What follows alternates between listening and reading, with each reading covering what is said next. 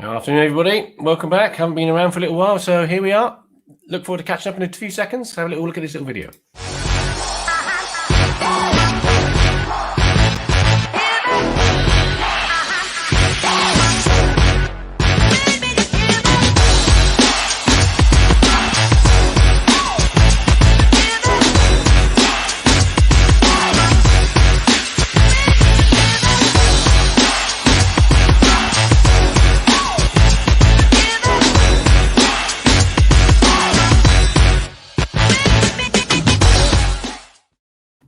Good afternoon, everybody.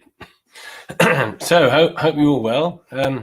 I just thought I'd do a Facebook Live. I haven't done one for a while because, as you've probably seen from the Facebook groups and Facebook pages, and you've probably been on the website, been away doing various different photography retreats, as we now call them. So, normality has resumed at last. So, I thought I'd just come on live. I'll spend 10 minutes or so and just update you what we've been up to, where we've been. So, back in June, we went to the wonderful Isla. And we stayed in, let's see if I don't think I've got a picture of the actual house on here, although you will have seen it on the website. No, I don't have a picture on here of the house we stayed in, but we got some amazing photography. So let's just show you some of these that just a few of them. So nice landscapes, lovely evenings, happy seal. We all love this shot. It's quite amusing, just the way he was sort of waving at us. And we were very fortunate to be able to find, it's looking a bit green on here, but that's because I've just downloaded this on Facebook actually, of sea eagles, white-tailed eagles, and we managed to find a nesting pair. This is one of them, and we got some amazing footage. There is, if you go on the website www.beyondlensacademy.com, there's a about the workshops. There's a little video of our trip there, and it's like about 2 minutes long, and there's a picture of, or a little video clip of that eagle coming in from the nest, or leaving the nest actually, and then it gets dive bombed by a buzzard and does a barrel roll and puts his feet up in the air. Amazing, absolutely amazing. So anybody got any questions, comments, obviously pop them in the group. I'm just going to post the website address because I always forget to do that.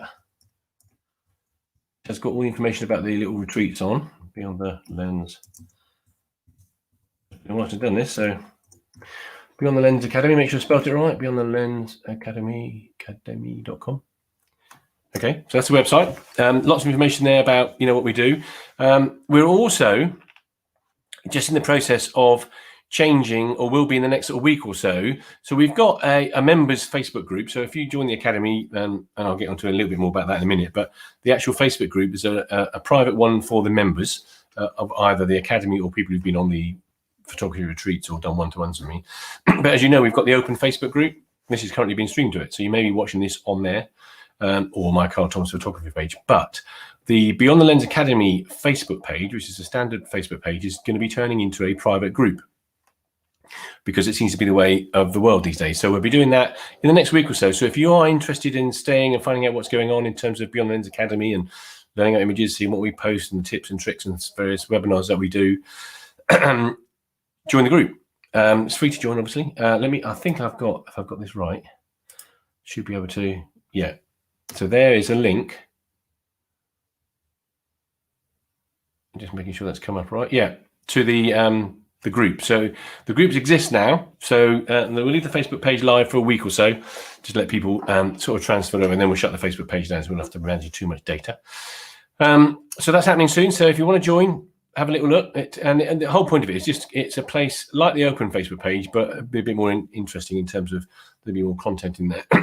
Facebook Lives, obviously, pictures, information, knowledge, questions, tips, tricks, all that kind of stuff.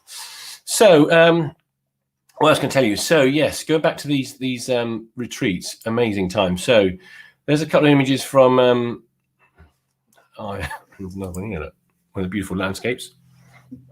We do a little competition every week on the trips, and this one is one of the images, that one down on the beach by Isla. Absolutely amazing. And then we had 2 weeks there. Absolutely amazing, brilliant fun, fantastic food, because as you probably all know, these photography retreats are all fully catered. So you have full breakfast every morning. There's a load of stuff to be able to make packed lunches and things if you want to take anything out during the day if we're out all day. And then a full nice properly cooked meal in the evenings. And we have quite a good laugh, and the odd drink or two as well. As well as one of the things that I do mention on the website, but sort of into one-to-one time with members, because we're always small groups. We keep it quite bespoke. So there's time for one-to-one discussions about, might be editing, it might be about the day's work in terms of the photography that we did, or what we're going to be doing the following day. And sometimes we do little group stuff as well, often about editing. If we've been out doing some landscapes or long exposures, which we did quite a bit of in Isla, then we often sort of touch on that. So what else we do? So then we came back. I had a week off, if you like, almost. And then we did the Mat Loop, which you always want to do. So here we go. Here's one of the shots that one of our members got, Jim Connolly. He was on the other side of Cadra Idris. And you can't see because it's out of focus, but the four little chaps at the top of the hill there, one of those is me.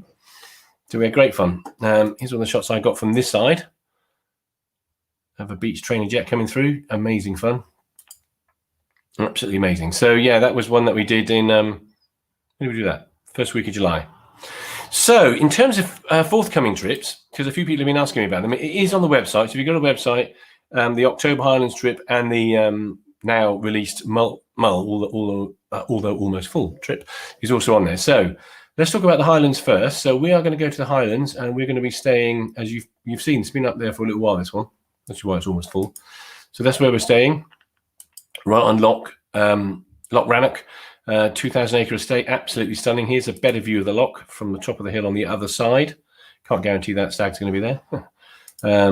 That's one of the bedrooms. So it's all very, very high standard. That's in October this year. So we're there for 2, possibly 3 weeks. We're trying to work it out at the moment because quite a few people have put the first week and the middle week. So we're just looking at dates. But if you're interested in joining us, the information is on our website. So do come along. It's a great one, that. And then, very excitingly, we just released.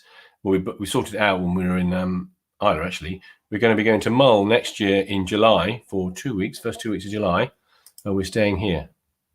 Absolutely stunning. So that's the accommodation that we've got, all ours, for 2 weeks. This is what it's like inside. It's absolutely incredible. Beautiful location, very, very high standards. So if that's something that interests you, let me know. Because that one is, I think, 70% full already. What we tend to find happens, and it probably comes as no surprise, is that our members who tend to come on these trips, or people who've not members who've come on the trip and then subsequently joined the academy, they tend to come on the trips all the time. So we've got members who've been out on every single trip, because once you've been on one, you get a little bit hooked, because it is a bit of a holiday as well. So some people being partners, that's something to look at. We've had on all of the trips, we've had people bring their other halves, who spend time out, just chilling out, come out with us on some of the days and do what they want, because of course the locations are absolutely stunning. So what else can I tell you? The 2-day workshops are also available. Those are the ones I run down here in Stratfield Say, just south of Basingstoke, north of Reading.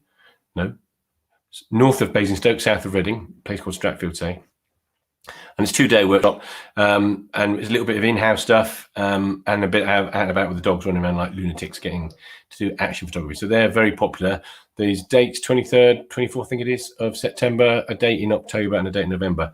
They're getting full. So if you're interested in those, do let me know. Academy members get a 20% discount as well, which is useful. And we've got a bit of a deal as well with the Wellington Arms, where if you're staying the night before, or the middle night, as it were, because it might be a bit of a trip for you, then it's half price accommodation, basically, which is great. So what else can I tell you? What else have I got on my little list here? Let's have a little look. I mentioned about the group changing, so yeah, don't forget about that. So let's just have a look at a few images, kind of stuff. So the Academy, that's a good point. I haven't talked about that for a little while.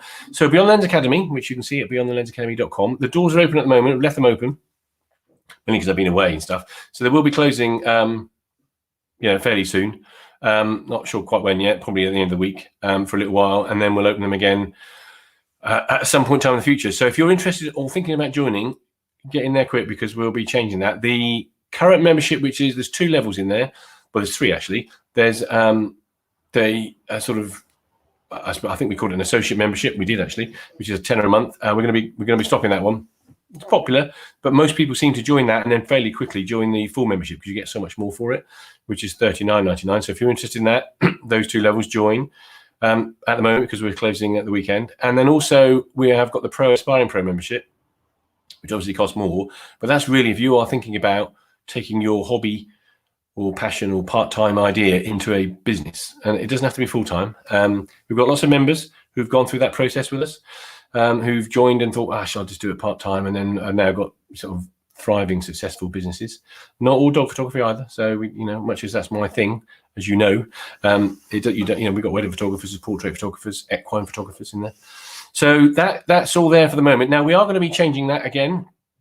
There will be something that we're going to be launching in September, very specifically for pro aspiring pros. So anybody who's an existing member. So if you join now, you'd become part of it anyway. But anybody who's interested in, I haven't quite got a name for it yet, but it's going to be like a bit of a kickstart, intensive couple of months.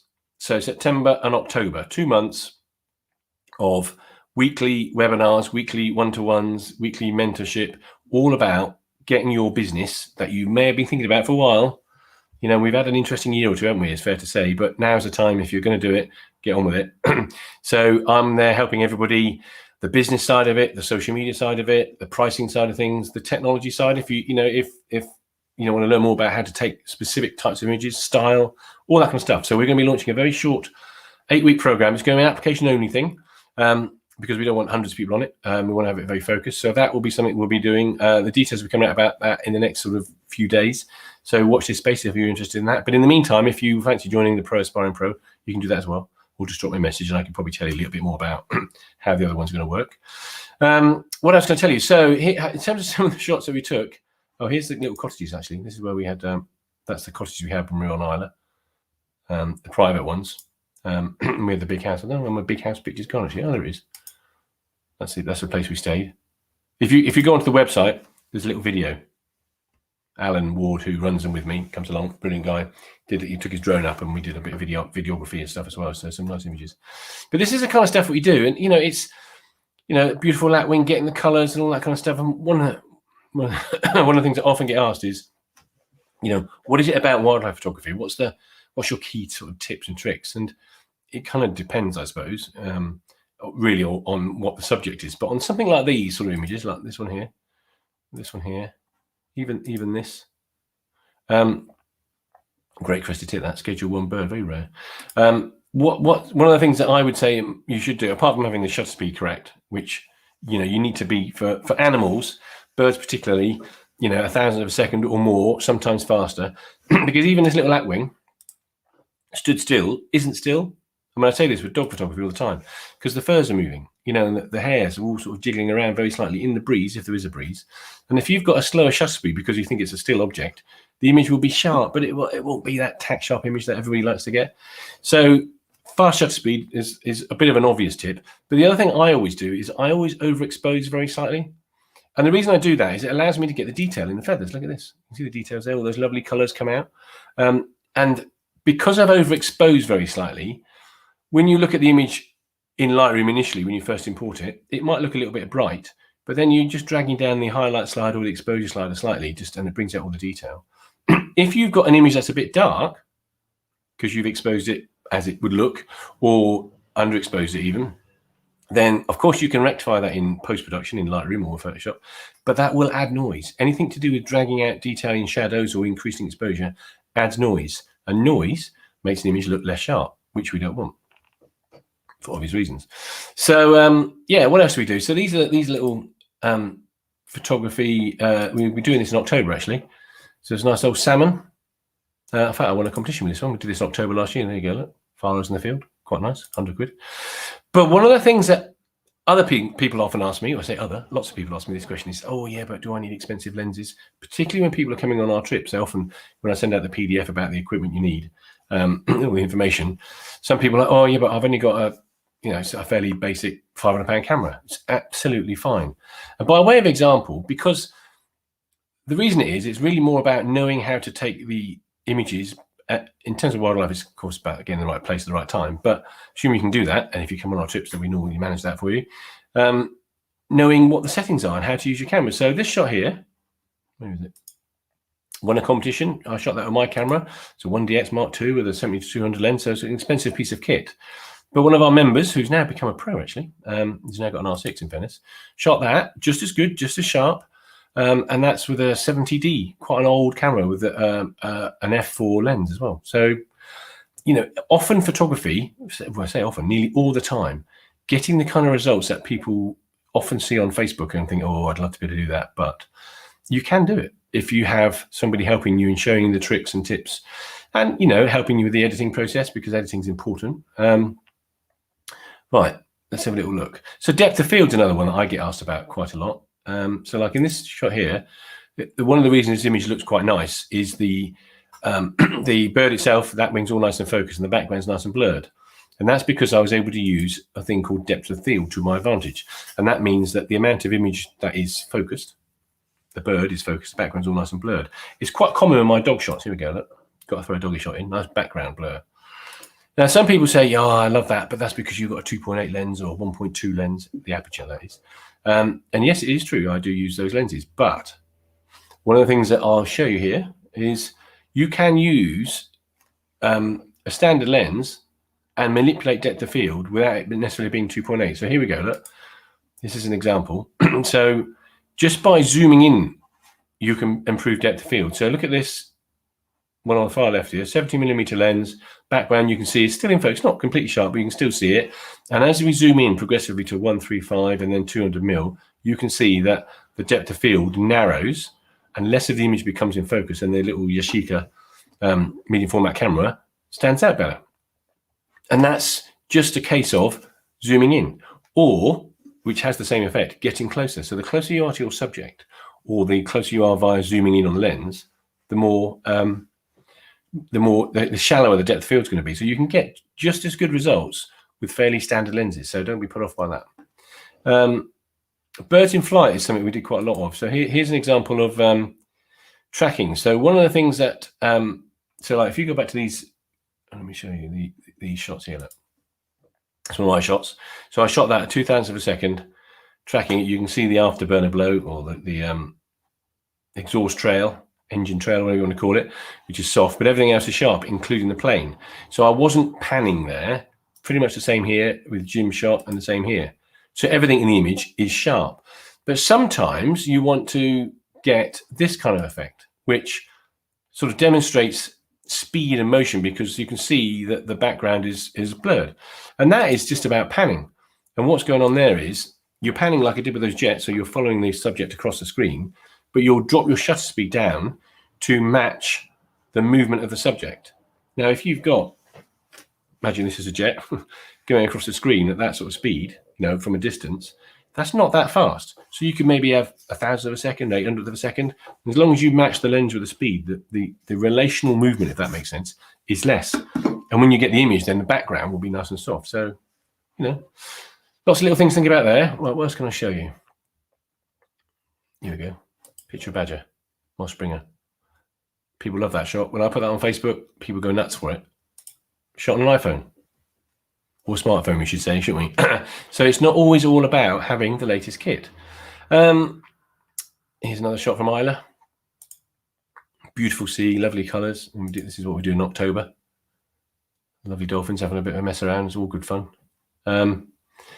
So let's talk about what I can talk about. Any comments or any questions? No, all quiet today. Mind you, I haven't done one of these for a while. That's probably why. But yeah, if you've got any questions you want to ask about photography, just pop in and let me know. So let's just touch about RAW versus JPEG a minute. Often get asked about this. Now, I recommend shooting RAW, and the reason for that is it's a RAW image. It's got all the data in it. The file's bigger. You've got essentially much more room to maneuver when it comes to post-production in terms of editing. Whereas a JPEG is a smaller file, but that's because half the data's been thrown away, and there's a little bit of an edit done already that you can't really undo. So that's how it makes it smaller. Now, in times gone past, memory, I won't unplug that card there, but memory used to be quite expensive. It's not now. I mean, I've got these little things now. Where's my other one? Which I bought very recently. That is a 2 terabyte solid state hard drive. It's a tiny little thing. It's robust, waterproof, absolutely brilliant. And it was about 100 odd quid, but you haven't got to go back that far to find that kind of size of memory. 2 terabytes on a solid state drive, so no moving parts, so blisteringly fast, would have been £300, £400, £500. And the same in memory cards in cameras. They've come down a lot. So you don't need to stress about using JPEG from a point of view of saving space. Some people, though, there's nothing wrong with JPEG, though, having said all that. If you want to shoot in JPEG just because you don't do any editing and you want to stick them straight up on Facebook, that's absolutely fine. But let me give you a flavour of the benefits of RAW. So here's a before and after, if you like. So here's a lovely dog shot. So the background is bright enough. He's quite dark, but because I've shot that in RAW, all of the data, you can't see it because I'm going to show you in a second, is in his fur and around his eyes. And here's the edited one. So obviously I've cropped it slightly and I've straightened up a bit because in this one it's slightly at a bit of an angle. So I've cropped it in, brought out the shadows, brought out the data, all the information that's in there, and was able to generate an image like that from an image like this that you might even just flick past and not even bother with. So RAW is definitely something that I would recommend, and a big part of what we do in the Academy, if you were to join, and the existing members in there, have a look at all the reviews on the Facebook page. They're all there. We'll have to get them in the group now, I suppose, thinking about it.